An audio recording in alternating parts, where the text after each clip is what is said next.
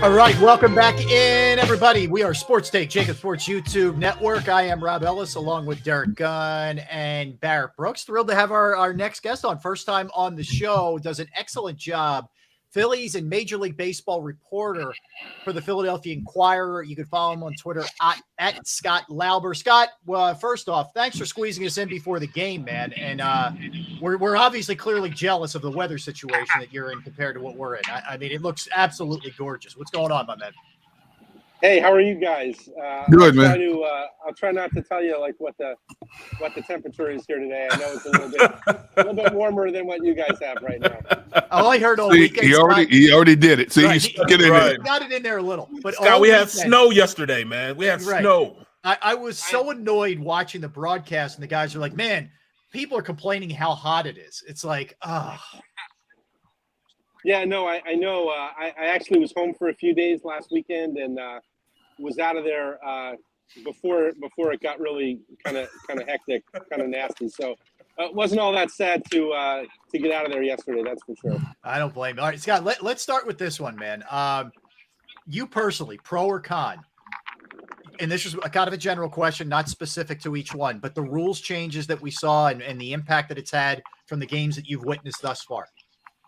Pro, no doubt. I mean, I would say pretty much across the board. I mean, certainly pro to the pitch clock, certainly pro to the lack of or the shift ban, certainly pro to the to the pickoff thing and the larger bases. Look, anything that will get more action in the game, there is way more dead time, way more periods of inaction in the sport than there ever have been before. So anything that adds action in the game and quickens the pace of the game, I am all for it. And so far, the reviews on the pitch clock have been universally, I think, from the people in the game, universally, it's been pretty good. I mean, I think everyone's pretty happy with it so far. You know, we still have a long way to go before we formulate definitive opinions. But as we sit here right now, what are you more excited about? Because the Phillies have done an incredible job in strengthening this team, both defensively, pitching, and at the plate. So what are you more excited about right now as we sit here? The strength of this revamped pitching staff or the offense with the addition of Trey Turner? So the offense, to me, is a little bit more of a sure thing. Even with Harper out, you know the kind of player you're adding when you add Trey Turner. You know, when they made the decision to make their final bid, which ended up being 11 years and $300 million, Dave Dombrowski made a phone call to John Middleton, the money man, right? And Middleton said, "Look, is this guy a difference maker?" And Dombrowski said, "I think he's one of the 10 best players in the game." And it's hard to argue that. It really is. So you take that guy and you put him at the top of the lineup. If he is not the best shortstop in the game, he is one of the top 2 or 3. So I think you know what you're getting there. To me, pitching is a little bit more of an uncertainty. Simply because you're going to have a guy in the 5th spot, whether it's Andrew Painter, whether it's Bailey Falter, who's not a proven guy, and they think Andrew Painter is going to be really, really good. He's also 19, going on 20. And so, I think that there's some uncertainty at the back there. Taijuan Walker really should help being in the middle of the rotation, being a proven guy and a guy who's been around now with the Mets for a while and it's been up to 160 innings the last few years. You feel like there's some certainty there. And there's certainly a ton of excitement around Andrew Painter, who starts on Wednesday in Fort Myers against the Twins. But I do think there are some more question marks in that rotation than there are in the lineup, even with Harper being out for the first couple of months. Okay. Scott, is Soto here yet? I know there were some visa issues. Gregory Soto, who could potentially be a back-end guy for them. Where does that stand? Yeah, no, not yet. He has not arrived yet. And believe it or not, I mean, I guess it's possible. I think the Tigers come here on Friday. It's possible that Matt Vierling and Nick Maton set foot in Clearwater before Gregory Soto does. So the Phillies keep saying that, like, he lives nearby their academy down there, so his workouts have sort of paralleled their workouts here. But he's not here, and so it's difficult to kind of figure out what you've got or how ready he is until he gets here and they get their eyes on him and he's facing hitters in games. So still not here yet. I'm hoping to get an update maybe later today on if they have an estimated time of arrival or an estimated day at this point. Hey, Scott, how would you rate our infield now with Turner, Baum, Scott, those guys? What would you rate as far as in our division? Are we? I know we're a lot better than when we were, but as far as competing with the rest, where do you put us at? Yeah, I mean, so like the Mets obviously have a nice infield with Alonso, McNeil, Lindor, and Escobar. It would have been the best infield in the game, right? If that had been Carlos Correa over there and not Eduardo Escobar. So you got to like their infield, even with Escobar at third. Obviously, the Braves have some questions now at shortstop with Dansby Swanson moving on, but Olsen at third or Olsen at first and Riley at third. They're really solid on the corners, and obviously Ozzy Albies is a good player. So the top three teams in the division all really have good infields. I don't know how you rate them, how you rate them 1, 2, and 3. I think any of them can make the claim that they're the best. Like I said, you add Trey Turner to the group and move Bryson Stott over to second. I like that a lot. Alec Bohm got a lot better at third base defensively last year as the year went on. He's not going to go win any gold gloves, but he's a lot more reliable than he was earlier in the year, and they want to see that continue. And obviously Hoskins has his challenges over at first base. So all around, I don't know. I might be inclined to take that Mets infield all around, but they're all three of them have really good infields, and that's a really great debate to have throughout the course of the year: is which NL East team has the best infield. Which NL East team is the best, I think, is another running theme that we're going to be talking about all year long. Yes. The Braves and Mets won 101 games each and got better, and the Phillies. The Phillies are telling everyone, and they're right, that they played right with the Mets from June 1st on last year. They were, I think, a game behind the Mets in the standings from June 1st on, and they really had kind of cut the margin on the Braves. So they think they're a lot better than the 87 wins that they finished with last year. And we'll see. It's going to be a real, I think, horse race to see who's going to, come out of this division on top and how many of the other two teams can make it. Will 3 teams from the East make it again? We'll see. Scott, let's talk about Nick Castellanos. He went yard the other day, which is a good sign. He hit it the other way, too. It was a ball that got in. He let it get in on him, and he drove it, and he kind of looked like the old school Nick Castellanos. I've also heard that he's gotten closer to the plate as well. What's the club saying about him? What's he saying? What's the expectation and your estimation of him this season? So, a lot of what they like to do, and I think they're right about this, is they like to look at the track record of the player, and they like to say, like, the track record shows you that he's a much better hitter than he showed last year. He's also 30 years old, so he's not at the age where those skills really should be eroding yet. So they believe he's a prime candidate to bounce back. Now, that's not an automatic. It's not a given. And so he's put in some work in the offseason with Kevin Long. You're right, Rob. They have moved him closer to the plate. I remember this time last year, though, we were talking about Mickey Moniak being closer to the plate, and Mickey Moniak didn't end up having an all-star season. Good point. This is what they do this time of year. They make adjustments, and they try to do things off of what happened last year and do things off of what they're going through this year. And sometimes it works, and sometimes it doesn't. A lot of times what happens is it works for a while, and then they have to readjust or readapt. So it's a constant, kind of adjust to this, adjust to that sort of process. But just based on the track record and the age and the history, they think he'll be a better hitter. And the early returns are good. But again, it's still really, really early. It's February 27th or 28th, and still got a month to go here in spring training for him to get hotter or colder. So they're going to keep tweaking and keep trying to get him to be that, best version of. You always hear them talk about you're going to get so-and-so to be the best version of themselves. That's what they're going to try to achieve here with Castellanos, is to try to get him at least back to the hitter that he was when they signed him to the big contract a year ago.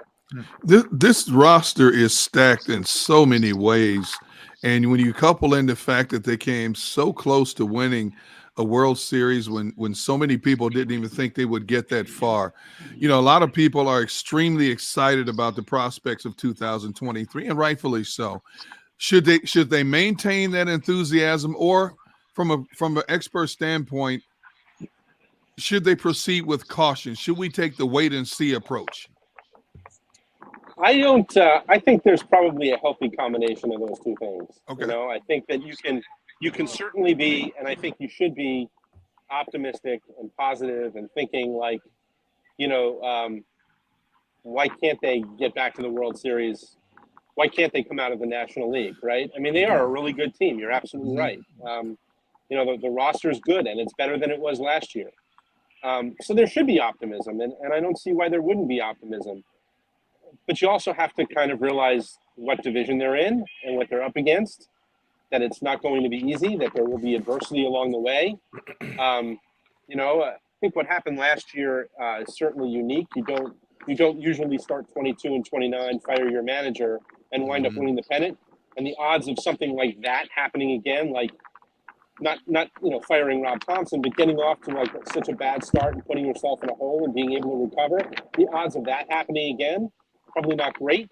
So, you know, for a couple of months, they're going to be without Bryce Harper. It's incumbent upon them to start better than they did last year. It's incumbent upon them not to put themselves in that hole that they put themselves in last year. They can play with the Mets. They can play with the Braves. It's just a matter of doing it. So I think you can be optimistic, but you can also be realistic, and you can say, like, they're going to have to play well, and they're going to have to win a lot of games. It's going to take, you know, 95 wins, 100 wins to win this division, and they're capable of doing that, but, you know, it's got to start from the first day. Well, Scott, in saying that, you know, we got Castellanos. We got guys that can hit the long ball. With Castellanos now being, you know, getting better at batting, do you see more small ball play, especially with, you know, addition of Trey Turner and you know, can they go out and manipulate runs as opposed to, you know, just hitting the long ball and then bailing us out that way? Where do you see the transition, you know, going into that segment of the game as opposed to being a long ball team?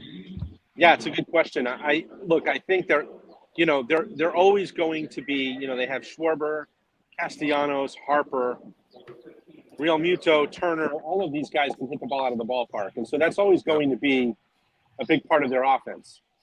But also with the changes in the game now, and the fact that you can't overshift their infield, and teams are going to be running more.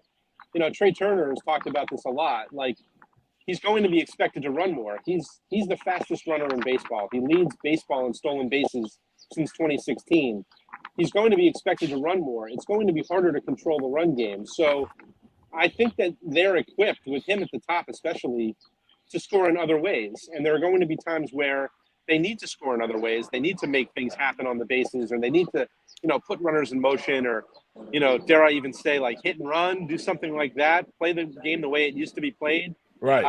And I think that their offense can be multidimensional. I think that they can do things like that. It's just going to be a question of figuring it out and picking your spots and doing that. Because as we know, when you're built on the long ball, it comes and goes.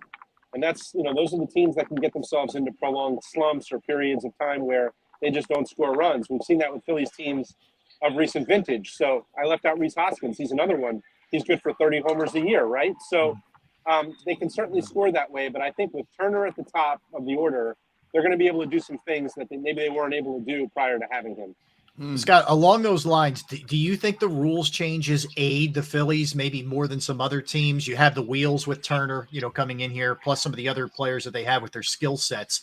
And let's be real. I mean, the way Harper and Schwarber were overshifted a lot in their career. How much do the rules changes help the Phillies specifically?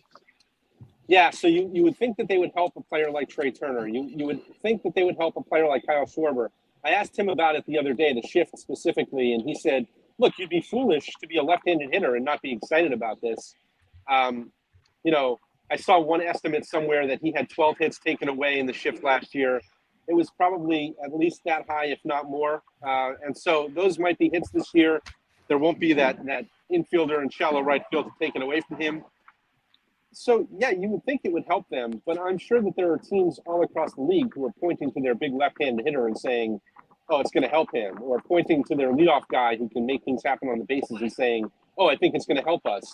So I'm sure every team thinks that in some way, shape, or form, if they can take advantage of the new rules, that it's going to help them. So we can look at, I think it's case by case, and I think it's also just how smart you are about making things happen and picking, like I said, picking your spots, knowing when to go and when to take advantage of that. You know, look, Turner the other day, you know, first game gets leads off with a hit, steals second base, right? So, like, it's obvious that they're going to try some things that maybe they couldn't do before, and I would imagine that that's going to help them in some way. Scott, I looked at the stat line yesterday. I see they had Nola, Kimbrel, and Alvarado, the first three pitchers up yesterday. They give up no runs, and they had what, 4 strikeouts combined five strikeouts combined. How did they look on the hill yesterday?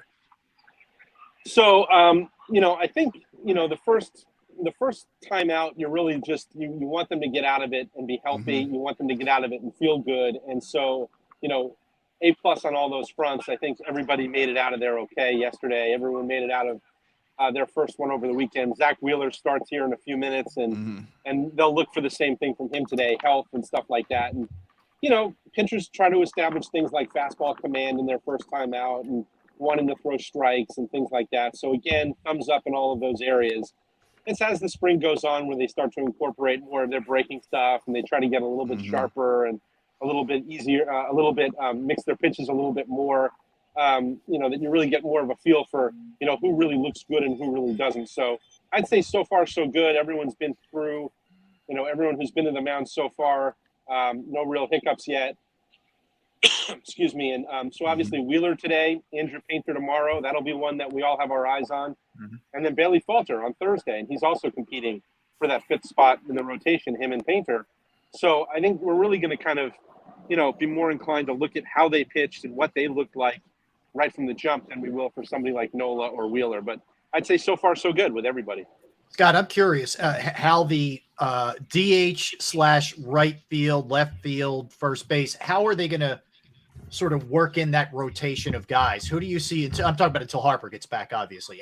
How do you view DH looking in the early going here? Is it just going to be strictly righty lefty kind of thing? Yeah, I think so, and I think it's going to be. I think their first inclination here is to use the DH to rotate guys through and give them, essentially a half a day off. You always hear managers say, if we can get a guy off his feet. So if that means rotating like Hoskins, Bohm, Castellanos, Schwarber through that DH spot, not only do you give them like a half a day off, but you also get a better defender in their positions. So whether it's Sosa at third or, or maybe it's Derek Hall or Cody Clemens filling in at first. I don't know exactly how it's going to look position by position yet, but, there's the opportunity to optimize for defense, and then there's also the opportunity to get guys a rest. I think that's kind of what they have in mind. Now, if Derek Hall comes out and has an unbelievable spring, could you see a scenario where, like last year when Harper was out with the thumb injury, with a broken thumb, where Derek Hall kind of becomes the DH against righties and they rotate against lefties? Yeah, you can see that happening too. So I think the initial plan is to get everybody, in a little bit of a DH rotation versus right and left, and try to improve the defense where you can on a daily basis. But they can also read and react to that. And like I said, if somebody's forcing their way into the lineup every day, they'll ride that bat as long as they can. Even when Harper returns, will this team ever settle on an everyday center fielder? I know Marsh is the leading candidate, but will it be a center fielder by committee? No, I mean they're Brandon Marsh is their guy. Okay. They're hoping that he'll be the guy to play every day. They traded Logan O'Hoppe, who was their top catching prospect, to get Marsh last year, and the idea there was to get their future center fielder. And obviously Marsh has to hit. They think he's gonna be a solid defensive center fielder. Can he hit out of the 9-hole and be a productive 9-hole hitter? They'd like to think so. So they're going to give him every chance to do that against right and left. Now, where you're hearing a little bit about Edmundo Sosa going out to center field, a little bit about we need another center fielder on the roster. That's for when Marsh needs a day off or if Marsh gets banged up, that sort of thing. They feel like they want somebody else who can go out there and play center field. They don't really have that right now. I guess Dalton Guthrie is a guy who can go out there and play center field if he makes the team. But, they'd like to see if Sosa can do it because that would enable them to figure out, more opportunity to play him. They really like Sosa a lot. But Marsh is the guy that they expect to be out there every day unless something goes kind of off the rails. Okay. Well, switch to, pitching now and looking at that bullpen. I know they wanted Sir Anthony to be the closer, but since he wasn't healthy until the latter part of the season, they went to closer by committee, trying to fill in those middle innings. they had some success with that, but do you think there's any sense that if they, do get in the clutch, Dominguez will be their guy, or is it just going to be committee? I don't think they have a guy. I think it's matchups, and look, Rob Thompson took over in June. About 2 weeks into his time, they took Corey Knebel out of that closer role. Remember, he'd been the closer for the first 2.5 months of the year. And then he ended up getting hurt and missing the last month and a half or 2 months of the season. They never really replaced him as the designated closer. They used Dominguez, they used Alvarado, they used Brogdon on occasion. They used David Robertson once they got him. They used a variety of different guys. They used Zach Eflin at the end of the season. They used a variety of different guys, and that's how Rob Thompson likes to do it. He likes to have 3 or 4 different options back there because he knows he's not going to be able to pitch, them all every, he's not going to be able to pitch his closer every single day. So he doesn't want to get into a jam where, what do I do today? Or where he's forced to have to use his closer 3 days in a row, which he doesn't like to do. Remember that got Joe Girardi in trouble a bunch of times. Right. They think they have four guys, 2 from the right, 2 from the left, who can close. Alvarado and Gregory Soto when he does arrive from the left side, and Dominguez and obviously Craig Kimbrell from the right side. Craig Kimbrell has more saves than any active pitcher in baseball. He's the active saves leader. All he has ever done really in his career is close. So what I'm interested in is if he comes out and dominates early in the year, whether he settles in to becoming maybe the primary 9th inning guy. I think you could potentially see that happen. And that's, again, if he comes out and dominates, I think that's the one area where they could say, they come the closest to maybe anointing a closer would be if it's Kimbrell. I think if it's anyone but Kimbrell, it's going to continue to be matchup-based. And, they'll want to use Alvarado against certain pockets of the lineup. They'll want to use Dominguez against certain. And if those are the pockets that come up in the 9th inning, that's what they'll do. That's how Thompson likes to manage it. It's what worked for him last year. So I think that's kind of what he has in his mind for how it's going to work again. Scott, we know you're up against it with the game, man. So we appreciate you hopping on with us. We're looking forward to talking with you throughout the season, man. Thank you for the information. Sure thing. Anytime, guys. All right, take care. Got it. That is Scott Lauber. Good stuff from Scott right there. Good information. He's an excellent reporter, man. He does a really good job with the Phillies. So he's absolutely. Hopefully we'll get a chance to talk to him throughout the course of the season. But you get a chance to follow him at Scott Lauber on Twitter and of course Inquirer.com. Yeah, look, guys, there's a lot of optimism here with this team. There should be. You're the returning defending NL champs. You're a team that went deep, that Scott pointed out very interestingly, that had essentially the same record as the Mets since June, since Rob Thompson took this thing over, and you got better. You had a guy like Trey Turner, an MVP, and you get some depth in your pitching, got some good young arms, some live young arms. I think your bullpen's better.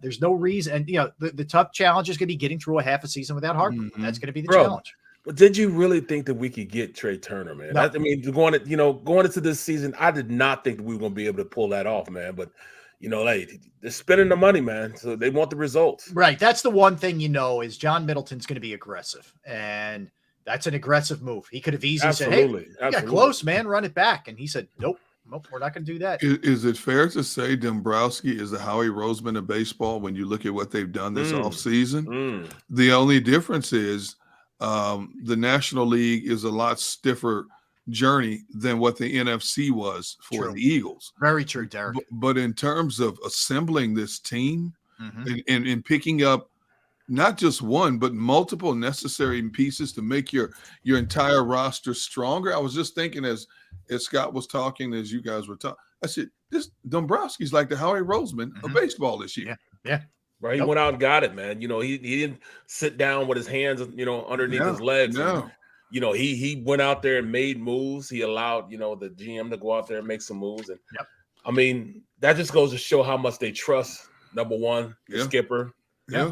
And how good this roster could be, man. I mean, I think it has a lot to do with pitching, man. And because pitching looked a lot better than they thought they were, they believe they got a shot, bro. Yep. I mean, the thing is, though, you got Atlanta, you got the Mets, you've got the Dodgers, the Cardinals, the Brewers. There's a whole lot of landmines that could upset your apple cart. But they're in prime position to go toe to toe with anybody in the National League with the offense, defense, and pitching this year. Mm-hmm. All right, let's turn it back to the Birds, guys. When we get back, we'll dig into a couple other things, and we'll dive into Carson Wentz, no longer a Commander, but a bunch of other things. Michael Clay reportedly gets an extension and a raise. All